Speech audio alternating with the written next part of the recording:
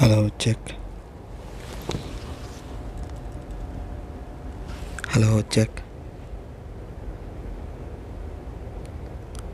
Hello.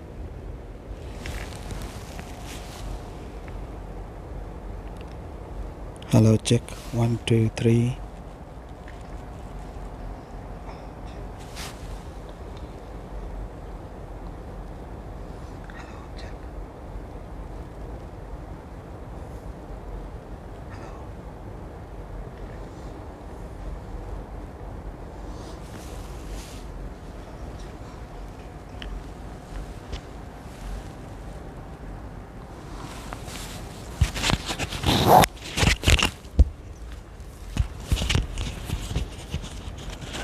Hello, check. Mic 2. 1, 2, 3.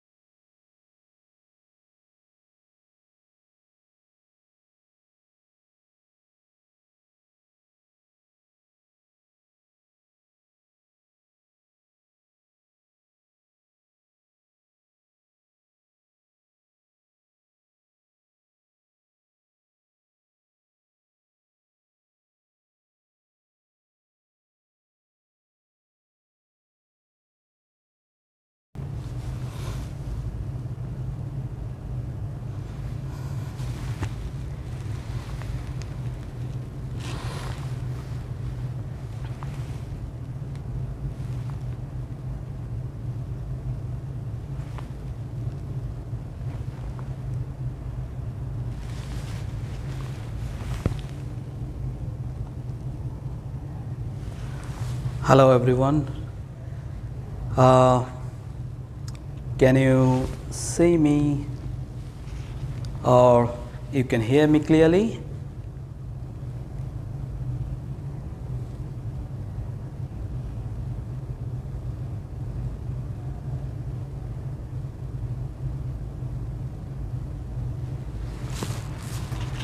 Hello.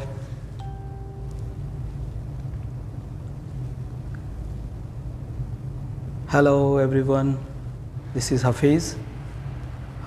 Just like to know that everyone is, yes, thank you Tausif. There is a little time lag, so I will try to, I may not be able to reply you instantly, but we will make it very short because there is only 2 participants I can see. Let's wait for another couple of minutes, then we can start our visit. Today I am right now at Curtin University. We have a facilities here, and that is called HIVE. This is Hub for Immersive Visualization and eResearch, that is stands for. So basically these facilities have advanced visualization systems that helps for the researchers, scientists, even students, and different kind of collaborations and projects that needs advanced visualization for decision makings. So we will going to introduce you all these 5 different type of displays here. That is probably only one in the Western Australia, that's so far I know.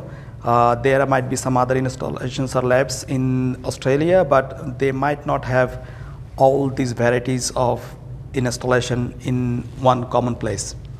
So we will start soon, just wait for another couple of minutes. Maybe another 3 minutes, 2 or 5, we will start.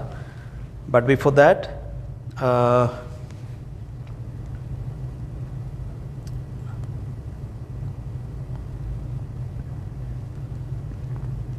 thanks to everybody who have joined and who have managed to make your time.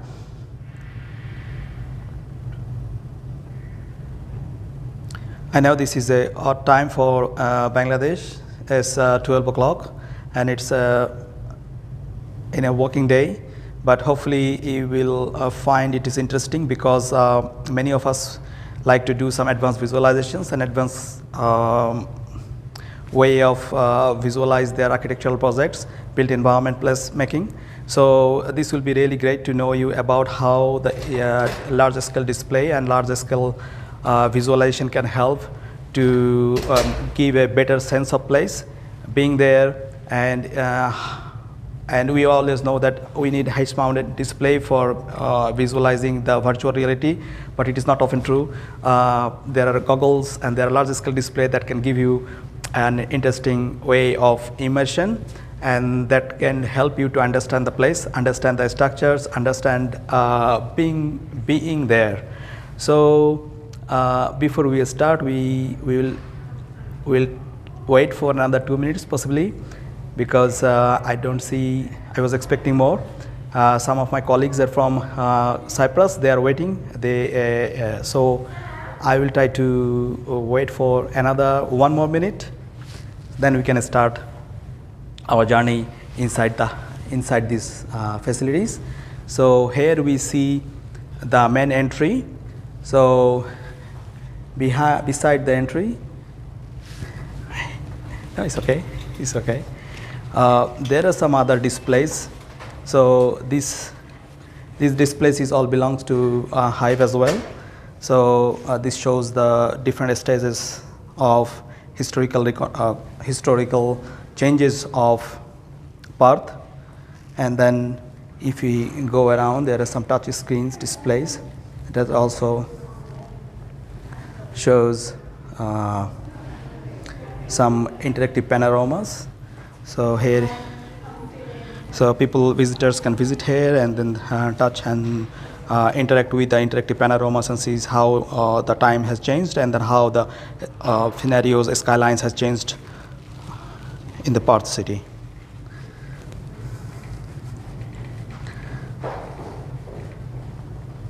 So let's go inside the facilities.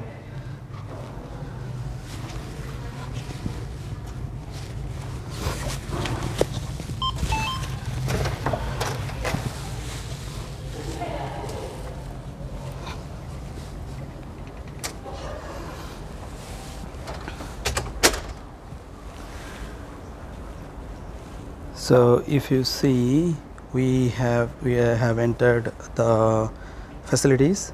Here we have different displays, and this is the tile display, and here is the 120-degree curve display. Then we have Wedge, and then we have dome display. So hopefully we will start making the demo. Let's wait for another couple of minutes.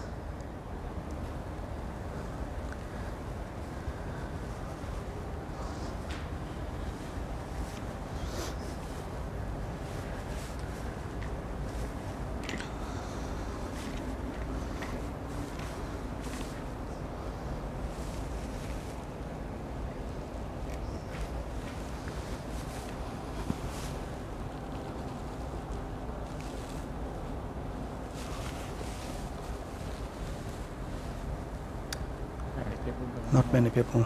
How many people online? 6 only.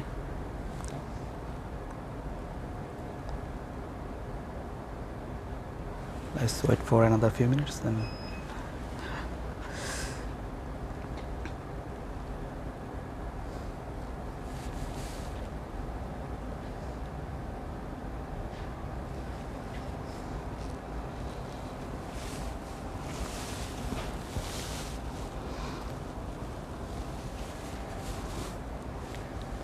That's what you said in the past, so I think Yeah, just we get said it's yeah.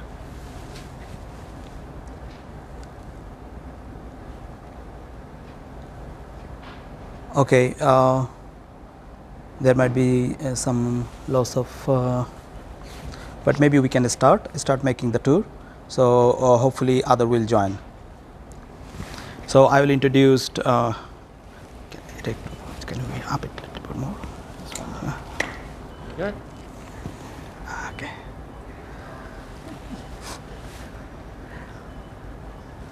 Okay, let's introduce our Dr. Associate and Associate Professor Dr. Andrew Woods, and he's here as the chief of these facilities, and he is always happy to make us a nice tour about introduce all the facilities we have.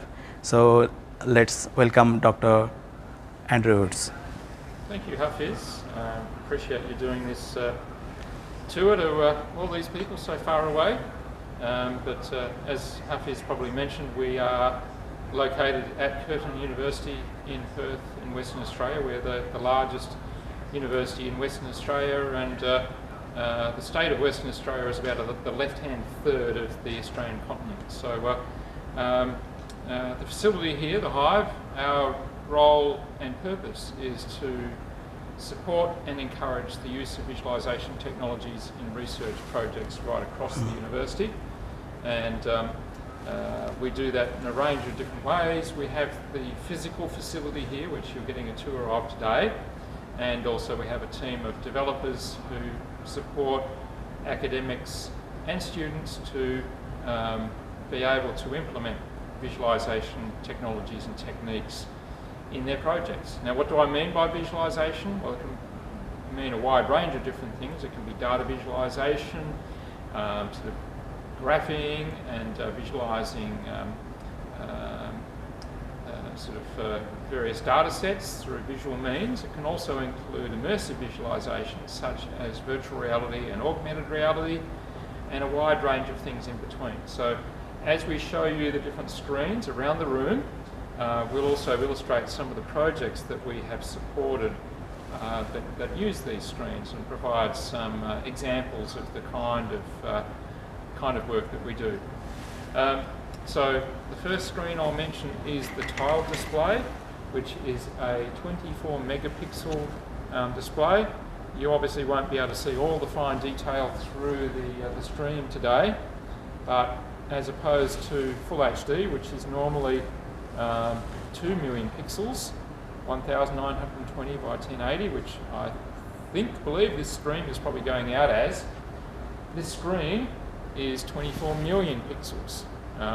It's made up of 12 55-inch Full HD panels, all acting as one desktop, and providing all of this fine detail allows you to both see the fine detail that's available in some data sets and also the big picture at the same time. So if you used a regular desktop monitor, which might be only 2 megapixels, to get the same detail you'd need to zoom in and pan around to see all the same content. Whereas here, we can see it all in one go. Now I was going to mention one project, which is the Historical Panoramas project, which is what's showing on screen here. You can access that site by just typing in historicalpanoramas.com.au into your web browser, and it will come up with this website. And this is a really good use of this display because there's so much resolution available in these old photographs. This here is a photograph or a panoramic photograph of Perth in 1885, and this is in fact a full 360 panorama of the city of Perth in 1885. So we can pan right around and look around all this. It was a relatively small town in 1885, and so this is a full 360-degree view from this location, and we can pan around completely, and we can also zoom into detail, so you can see the built environment that existed in 1885. But not only that, we've also got several different years.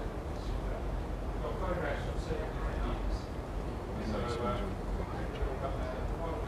I wonder if his mic's working. The audio seems really quiet.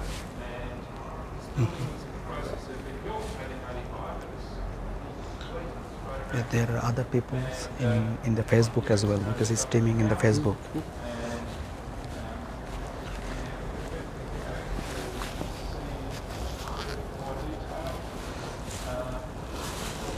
Wide review, and we can jump forward another 20 years in 1925.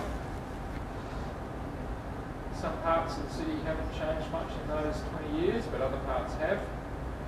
And if we then jump forward, well, about 90 years to 2016, which is when we took the modern day view, you can see there's a big difference. So where we are filming from, which is the tower of the Perth Town Hall, is no longer the tallest building in Perth in 2016 by a long way, and our view isn't quite as expansive. There's a number of tall buildings blocking our view now. But, this website provides a lot of detail, and it looks great on this particular display. And these icons here allow you to jump to other locations. So this is a different view of Perth. This is the city of Perth here in 1913, and this here is where we were filming from a few seconds ago. That's the town hall. It used to be the tallest building in Perth, but not these days it isn't. And then we can jump to the modern day view, and this is a view that has substantially changed over that period of time. Just over 100 years between those two photographs, 103. So you can explore this. You can also visit Fremantle, which is another effectively city in its own right, about half an hour drive from Perth City, but it's all part of the one metropolitan area these days. So that's the tile display, and now what we'll do is we'll move across to the cylinder display. Yes, Andrew, thank you very much for introducing this tile display, because we see only 8 or 9 people in the YouTube, because there are other people are watching in the Facebook. Oh, And actually in the school they are projecting in the big screen. So actually if one participant in actually is many people. Well, hello everyone. All right, so we're going to turn. I suppose it was. You might like to go back for this one. Yes, because this is a big, very big one, very big screen. In fact, I was just going to. This is another view from the historical panoramas project. Can you see the full width there? Tough is. Yes. Can you see both sides? Both sides. Okay, Yeah. so this is an 8-metre diameter screen, cylindrical in shape. If I stand in the middle here, it's 180 degrees of view, and it's also 1 metres high. So we have quite high ceilings in this space to allow us to have a wider full screen. The image on this screen is projected from 3 projectors on the ceiling here. We've just upgraded those. These are now 4K laser light engine projectors, and it provides roughly a 9,000 pixel cross panoramic view. Now, the historical panoramas project again on this screen. It looks really wonderful on this screen. It looks it does on that screen. But this screen is also useful for showing fully virtual environments, virtual reality, if you like. And I'm going to take you a tour through the building which we are actually located. So this might be a bit unusual and surreal, but if we go out the door, which you just came in, we would be in the John Curtin Gallery, which is the main art gallery on the Curtin University campus. And the Hive is located inside the John Curtin Gallery. So what I'm showing you here is actually a virtual reality model of the gallery.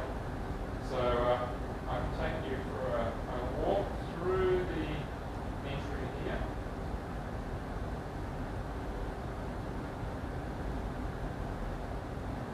Into the main entry of the gallery.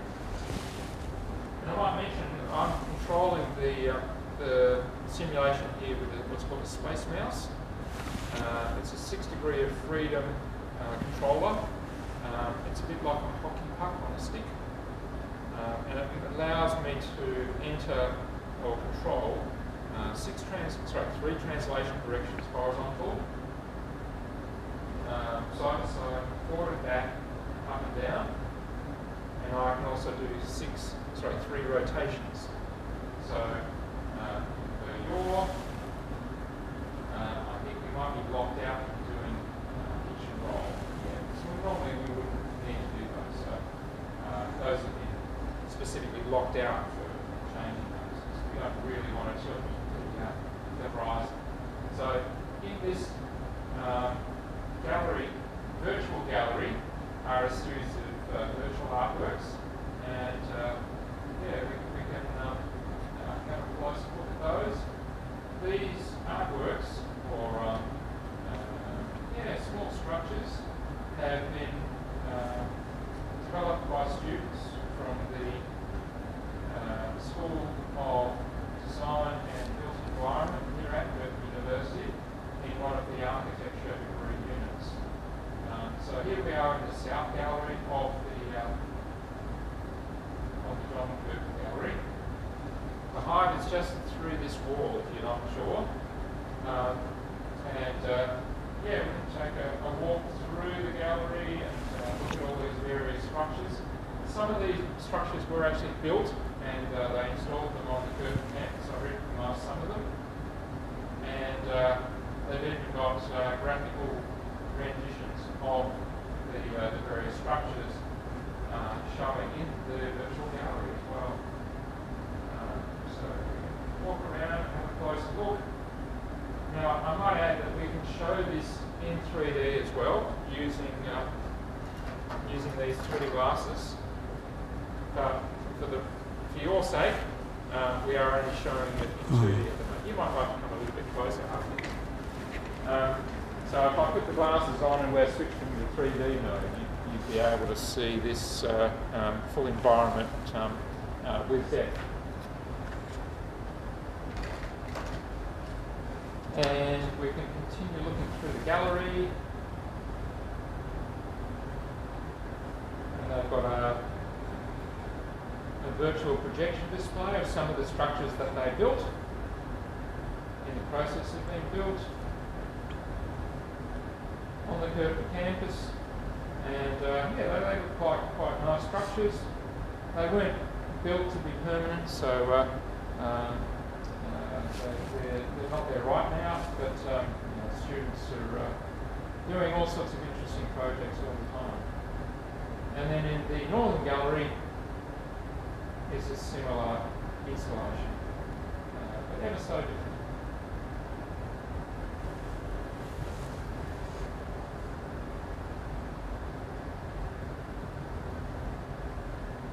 And potentially we can even enlarge these artworks structures to virtual full size, and we could go in them and explore them as if they were a real object. Now I might mention that this display allows us to take a large group of people into a virtual environment. It's effectively virtual reality, but not just for a single person with a head-mount display. We've got a large an ability to show a large group of people, and as such we can have group virtual reality experiences, which we can't achieve with just a single head-mount display. And you can imagine the problems of trying to manage 50 headsets if you wanted 50 people in a virtual environment, whereas we can do that here quite easily. All right, so we'll describe you out the gallery now. I'll show you where we would normally be located. So yeah, you just make your way out here. And the hive is located behind this wall, and you just go down this corridor here, and that's where HIVE was introducing you just a few moments ago. So there's your double surreal out-of-body experience for the day, and now we'll have a look at the Wedge display. Thank you. The thing is, here you need to be in the center of the display to get the immersive understanding, immersive perception of what it is. Watching in a small screen might not you get the idea of how immersive this visualization display is. So let's go to the next one.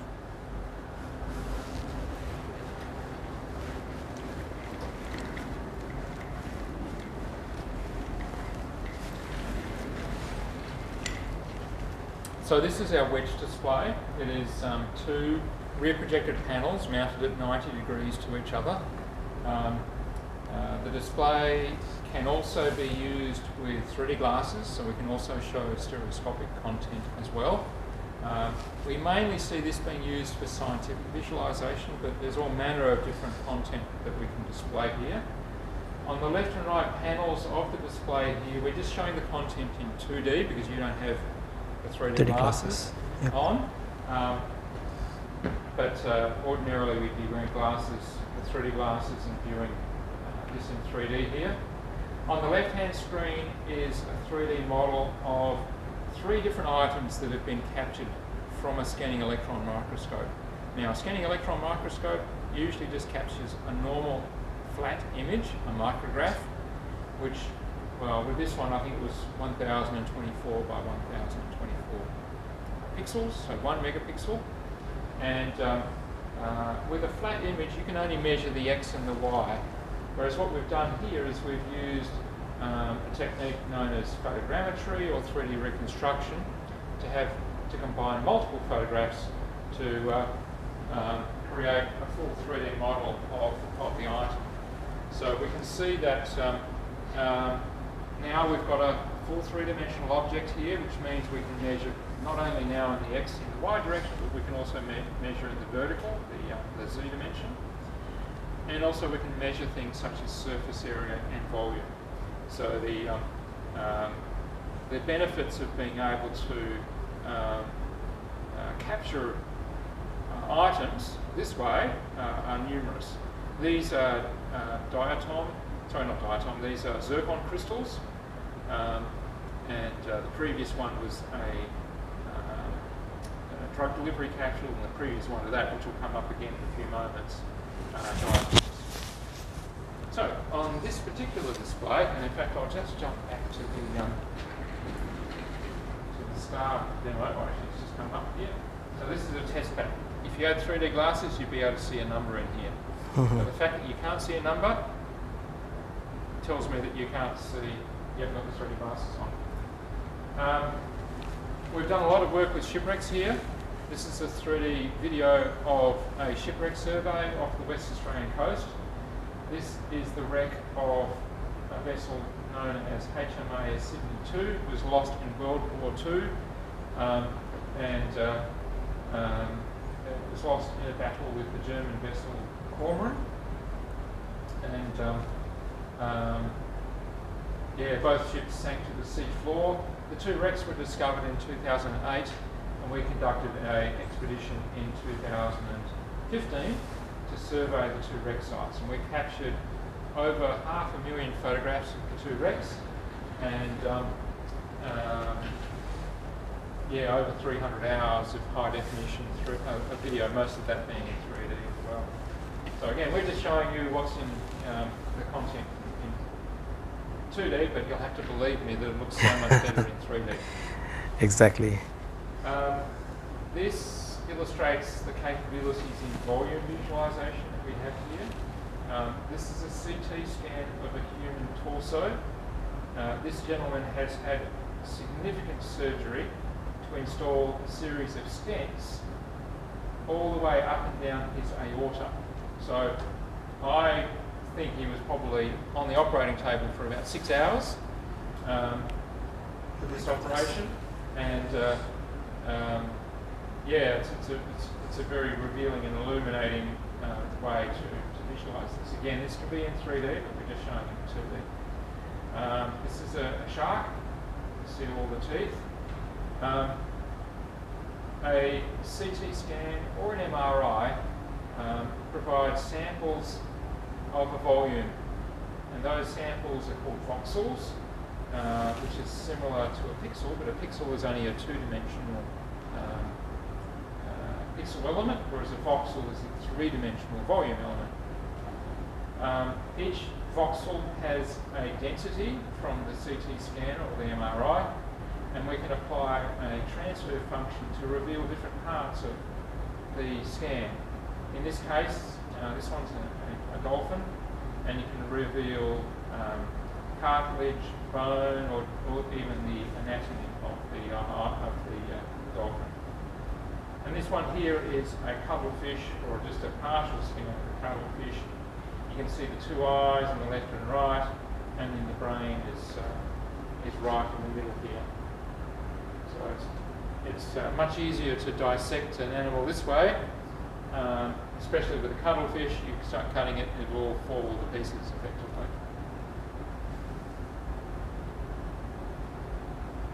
All right, so that's the wedge display. The next display is the hologram table. Yeah,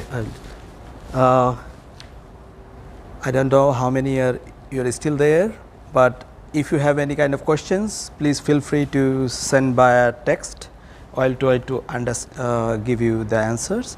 But the thing is, like as Dr. Andrew mentioned, that we need a goggles to really have that immersive experience.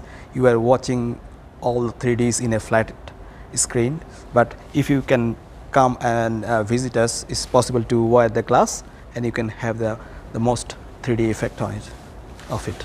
Yeah.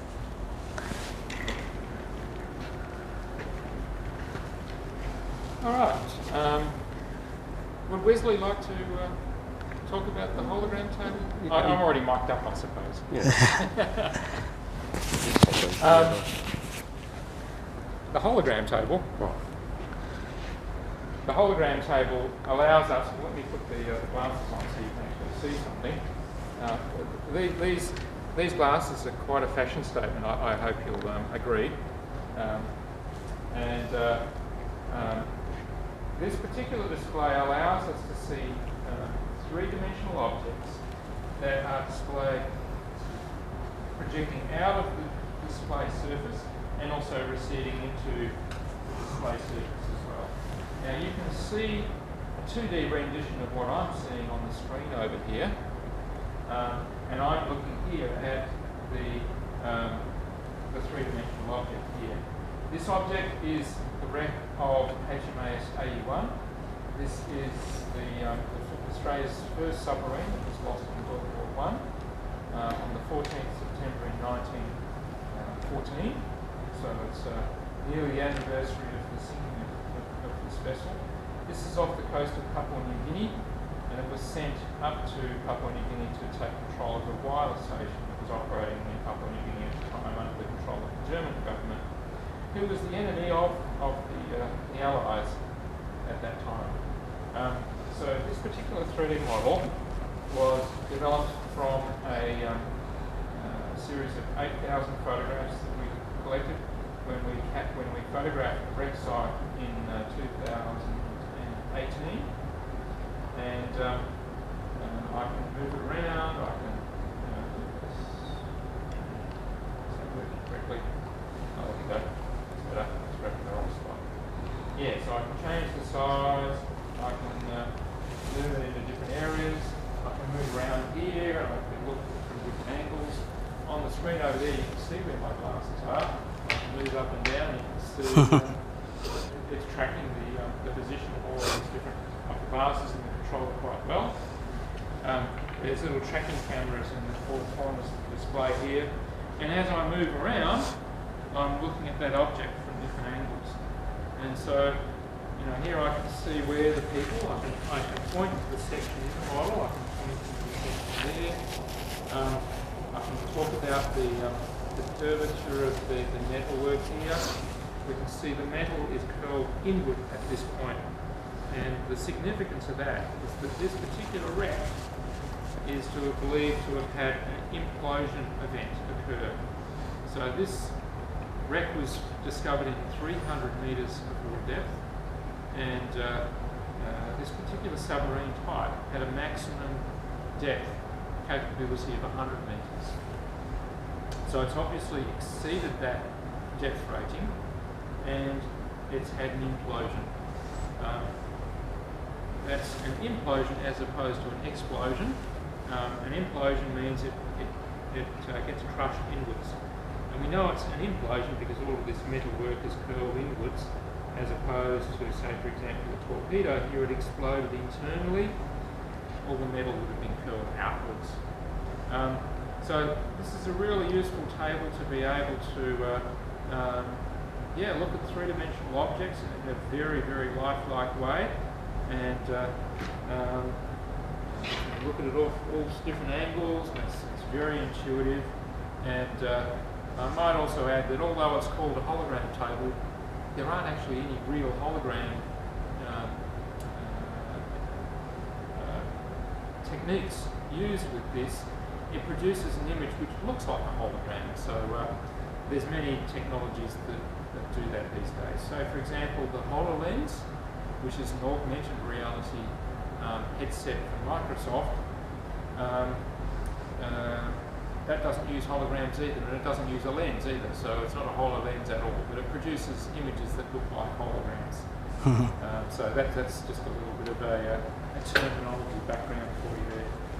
All right, so that's the hologram table. We can show, we can also show architectural content on here as well.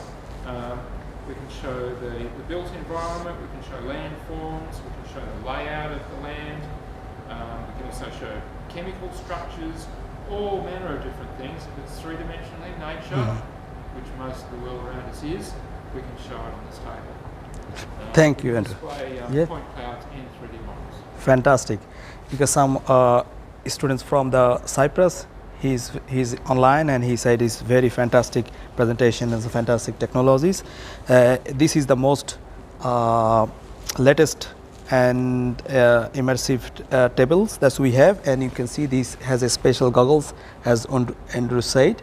So it tracks from the 4 corners, and in these 4 corners have special tracking cameras that track your where you are watching, and then you can actually see 3D models on top of the table.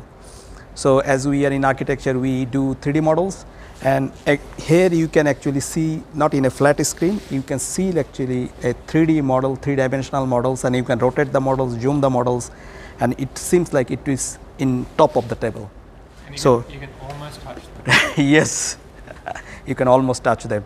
One faculty from Khulna University, is from Brack University. He asked, what is the presentation technologies behind it? Behind the Wedge or the hologram table? Is the Wedge. When he asked the questions, is the Wedge. So the Wedge has 2 projectors. In fact, why don't we take you behind the scenes just very quickly. We can show you one of the projectors that's used for the Wedge. Okay, let's see how the Wedge works, as you asked, Habib Raja. Let's see behind the wall. Can you fit in? Here we Yes. go. So here is the projector. It's blinding my eyes at the moment. And so it's a fairly simple technology. It's just a rear projection screen and a projector. We're just obviously got to have a reasonable amount of space in behind here. There are short throw projectors these days, but this is the projector we decided we used in this instance.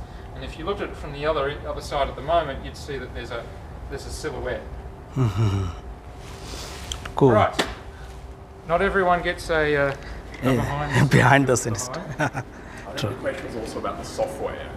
Yes, we usually use Unity, and you see that there, as Andrew mentioned, that for the content you have seen for the shipwrecks, there is millions of images has been taken, and then it has been processed through, I believe, supercomputer. Yeah, we've got to use, well, I mean, we have used a supercomputer for some of the processing. Might like to raise the lights again, please. We use a wide range of different software for all of the different content types. We use Unity 3D a lot for developing content that displays and visualizes 3D models. For the content on the right-hand screen that was flying around the CT, there's an open source software called Drishti, D-R-I-S-H-T-I, which was developed at the ANU, the Australian National University in Canberra, Australia. I might also mention the hologram table was developed in Brisbane, Australia. We also use, for the panorama software, something called Panotour. Yeah, all sorts of different stuff. So we use whatever software is appropriate, and depending upon the nature of the data set that we're either collecting or visualizing or processing, we'll use a wide range of different software options. Our last display of the group, of the big displays here in the Hive, is the dome. And this particular display is a 4-metre diameter half dome with a little bit of truncation on the top and bottom. There's a single projector on the ceiling here, which projects through a fisheye lens to throw the image across the whole display here. The software that drives this knows the distortion of the lens and the curved screen, and it allows us to show images on this display here with the correct geometry. So it's not warped, it's not weird, it's the correct geometry. And if I'm standing in here, it looks as though the real object is sitting in front of me here with the correct size, and it also allows me, say for example, if this was a location, an industrial plant for example, it will allow us to work out, or allow us to learn what the appropriate evacuation directions are. So you'd already be familiar with how a particular plant was arranged. You'd know where the dead ends are. You'd know where the accesses are, so that if there is an emergency or an exit is blocked or whatever, you'd know the correct way to go, even before you have arrived there. So we can show, this is showing 360 stills. We can also show 180 stills, or 360 video, 180 video. We're only running this in 2D at the moment. We've actually just upgraded the projector as well as over there, and we have the option of potentially running this in 3D as well. We can also show virtual environments in here using Unity, and we've got a special plugin that allows us to show our Unity projects on here. What else we can show? Yeah, there's a whole manner of different content that we can do. If it could be rendered for a 180 fisheye or a 360 view, we can show it on this display. So the advantage of this display is it shows 360 content or 180 content with the correct geometry. You'll probably be familiar with using 360 videos on a small screen, a small window on your computer, and use the mouse to look in different directions. But it's not immersive. You don't really get this proper understanding of the world around you. Whereas if you show it on here, it gets shown correctly. Fantastic. Now I might mention that for architecture, most people will be used to working in architectural CAD packages, such as maybe AutoCAD or Revit, and there are pipelines, software techniques to be able to take those models and bring them into Unity to then be able to view them in this way. We've also got head-mount displays. We've got the Oculus Quest. If you'd been here a little bit earlier, you would have seen Wes trying something out just a few moments ago. We've got several of the Oculus Quest headsets. We've got HTC Vive headsets and a few other bits and bobs. So we develop content that can be shown in a wide range of different ways. We don't want to be locked into just being viewed here in the Hive, and we always intend our development path to include the options to display it on people's desktops in their offices or other technologies in the future. It might be a touch screen or a tablet. So there's lots of options, and being able to be flexible to have those visualizations show on lots of different display types increases your opportunities for being able to share content with as many audience members as possible. Fantastic. Fantastic. Any questions from your side? Please feel free to ask. We have another few minutes to go, but I'd like to thank you, Dr. Andrew, for his nice tour and presentations. He's the guy who was always behind this establishment from the very first day of Hive, and he's very enthusiastic, and I can see there is always people, always visitors is coming, and he's giving his best to explain the research going on and how to do collaborations and all other way of making these things happens to deals. So fantastic, you are all here. Yes, thank you for your comments. So maybe we can end up for today. Thank you, everyone. Yes, thank you everyone. Thanks for watching. So yep. So we are welcome you to Hive. If you come anytime here in Western Australia and Perth, feel free to have a visit us. Bye, and see you next time. Bye. This is Wesley, the main technical mind behind this all visualizations.